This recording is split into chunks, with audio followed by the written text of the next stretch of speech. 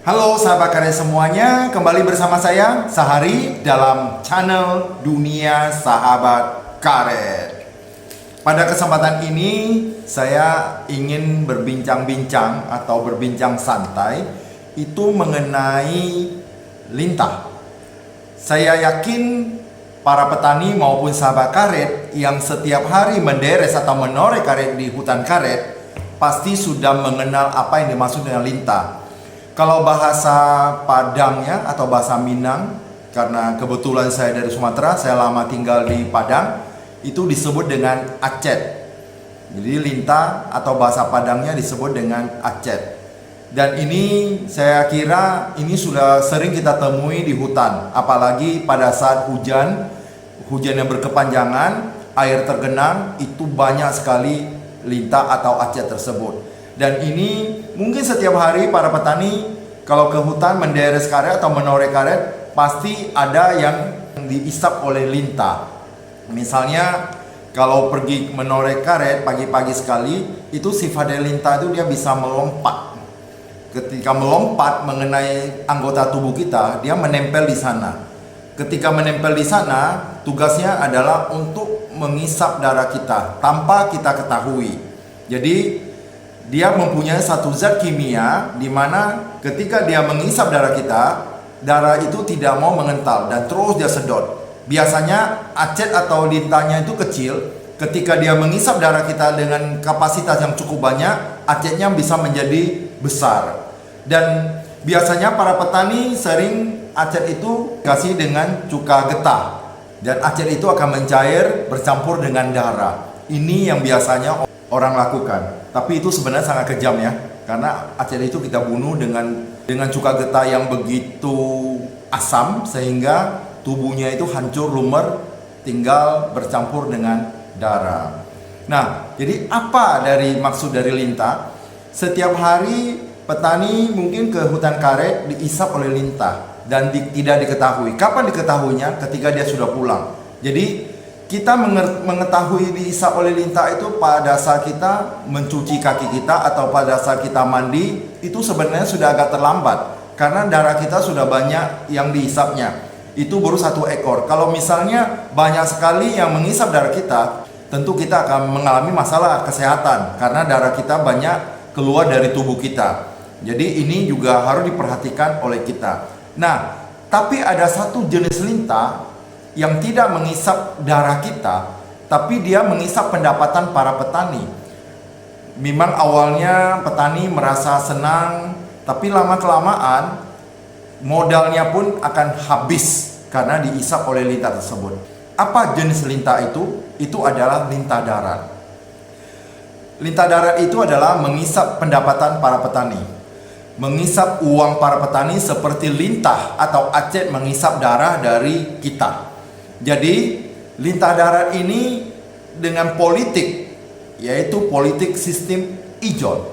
Dan sebenarnya politik sistem ijon ini sebenarnya adalah politik zaman dulu ya. Tapi sampai saat ini masih dipergunakan. Dan yang paling celakanya, para petani masih bergantung kepada mereka, kepada lintah darat tersebut.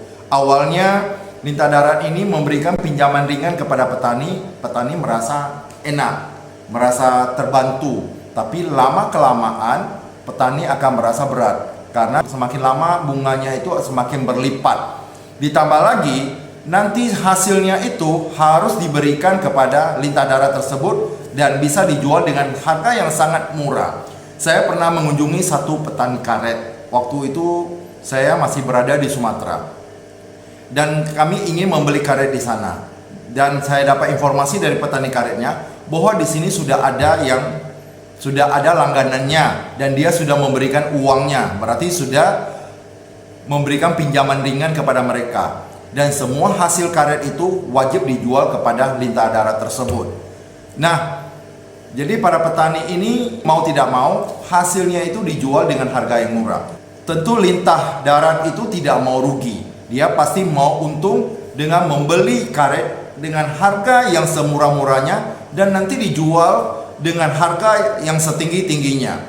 Nah, Lama-kelamaan petani ini akan kehilangan modalnya karena telah terjerat oleh lintah darat tersebut. Lebih baik Bapak Ibu sebagai petani meminjam uang kepada lembaga resmi yang diawasi oleh OJK. Contohnya, misalnya para petani meminjam uang kepada lembaga resmi yang diawasi oleh OJK atau Otoritas Jasa Keuangan. Misalnya dalam 1 bulan itu bunganya 0,5%, berarti 1 tahun adalah 6%. Itu tidak akan lebih dari itu lagi, berarti hanya 6% setahun bunganya. Berarti total uang kita pinjam dikali dengan 6%, itulah yang harus kita lunasi dalam waktu 1 tahun. Itu kalau kita ambil 1 tahun. Berarti kalau ambil 2 tahun, ya berarti bunganya akan lebih dari itu. Tapi itu tidak akan memberatkan petani. Sekarang banyak sekali petani-petani yang sukses, mereka sudah menggunakan jasa dari bank atau lembaga-lembaga resmi yang diakui oleh pemerintah dalam pengawasan Otoritas Jasa Keuangan. Jadi para petani akan aman.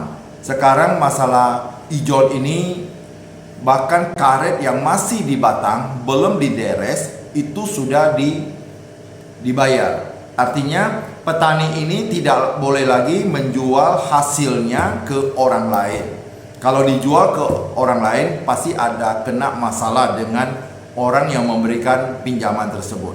Makanya sebaiknya para petani tidak menggunakan lagi jasa-jasa yang ilegal atau yang tidak terjamin keamanannya. Karena dari sistem ijon tersebut, kalau para petani tidak mampu memberikan barangnya atau hasil buminya, maka bunganya itu akan terus meningkat. Saya pernah melihat bahwa seseorang meminjam uang dari lintah darat. Ya, lintah darat siapa saja bisa, yang jelas dia mengambil bunga yang sangat tinggi.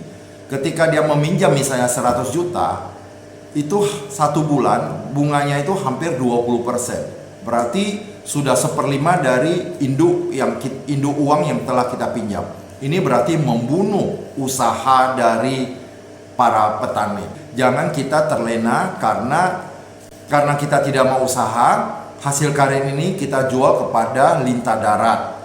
Dan lintah darat akan menjual yang lebih mahal ke pabrik karet. Sehingga para petani bukan semakin sejahtera, tetapi semakin miskin. Sampai modalnya belum bisa habis karena untuk membayar bunga kepada lintah darat. Makanya saya lihat di dalam channel saya itu ada satu orang bapak yang mungkin sudah menyadari, karena lintah darat itu kalau membeli barang atau membeli karet dari para petani, karena dia sudah memberikan pinjaman ringan, otomatis petani karet tidak mampu lagi menuntut harga dari karet tersebut dengan harga yang lebih tinggi. Artinya semua karet yang dideres atau diproduksi oleh petani karet, baik itu karetnya bagus maupun yang sedang ataupun yang paling bagus kualitasnya, harganya akan dibeli dengan harga yang sama. Misalnya yang kualitas yang rendah 1 kilo 5.000, yang sedang maupun yang paling bagus juga harganya sama 5.000 per kilo. Itu berarti sangat merugikan petani. Petani juga butuh modal untuk merawat pohon karetnya, merawat lahannya, dan juga perlu modal juga untuk membeli pembeku karet dan lain sebagainya. Segala biaya kebutuhan rumah tangganya itu berangsur-angsur akan habis dikuras oleh lintah darat. Mungkin para petani merasa termanjakan, di rumah saja uang datang, barang kita kasih. Tapi kalau kita pikirkan, hasil yang dijual ke pabrik karet itu jauh lebih mahal daripada beli dari para petani. Maka lebih baik petani ini mendirikan kelompok tani. Mungkin ini sudah banyak kelompok tani atau koperasi, atau yang sekarang kita kenal dengan UPPB, dan mereka berkumpul semua hasilnya, setelah cukup baru dibawa ke pabrik. Oleh sebab itu, bapak-bapak, ibu-ibu, dan para sahabat karet yang sebagai petani, mulai saat ini sebaiknya mendirikan kelompok tani atau koperasi, sehingga pendapatan dari para petani maupun sahabat karet akan semakin meningkat. Mudah-mudahan itu dapat kita laksanakan, harapan saya petani dari hari ke hari, dari tahun ke tahun bisa bertambah baik dan bisa sukses. Jika petani sukses, pabrik karet juga sukses. Kalau pabrik karet sukses, berarti ekspor kita ke mancanegara semakin banyak. Dan ini karena karet juga menjadi salah satu komoditi utama pendapatan negara kita, yaitu Indonesia.